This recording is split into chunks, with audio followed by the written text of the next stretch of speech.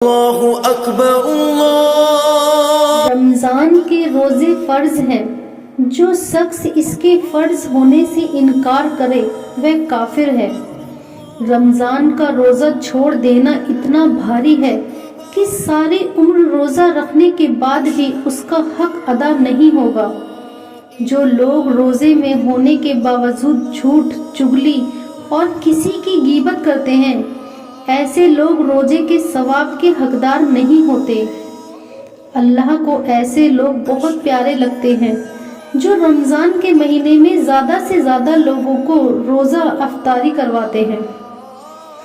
جو شخص اپنی دینی بھائی اور بہنوں کی بخشش کے لیے دعا کرتا ہے، اللہ پاک اسے اس کے بدلے میں ڈھیر ساری نیکی عطا فرماتا ہے۔ رمضان کے مہینے میں زیادہ سے زیادہ زکوٰۃ دینے والے لوگوں کے گھروں میں کافی پیسے کی تنگی نہیں آتی۔ جب دو مسلمان ملتے ہیں اور سلام و مصطفیٰ کے بعد درود شریف پڑھتے ہیں تو ان کے الگ ہونے سے پہلے ہی ان کے گناہ بخش دیے جاتے ہیں۔ کسی ضرورت مند دینی بھائی کو قرض دینے والوں کو اس سے 2 گنا خیرات کرنے جتنا ثواب حاصل ہوتا ہے۔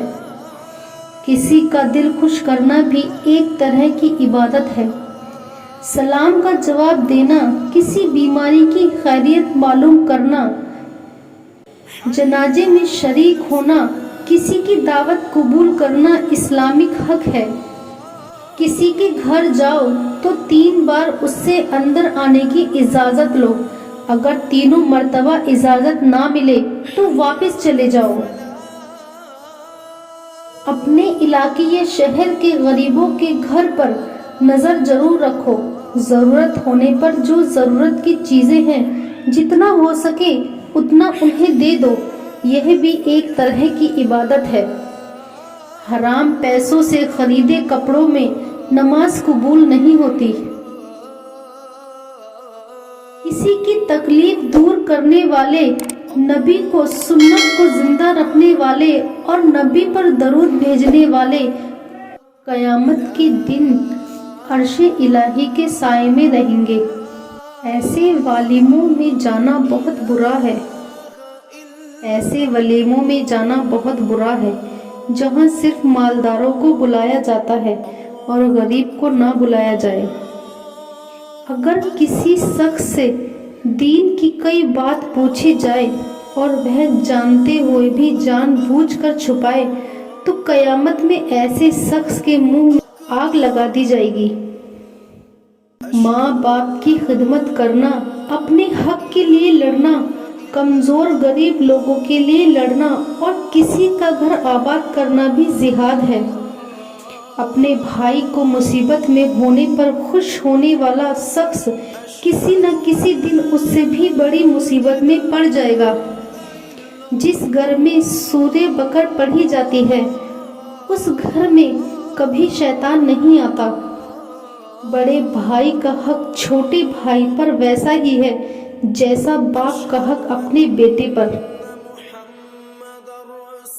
جس نے کسی یتیم لڑکی کی اچھی پرورش کر کے اس کی شادی اچھے گھر میں کر دی، ایسا شخص اللہ کے بہت قریب ہوتا ہے۔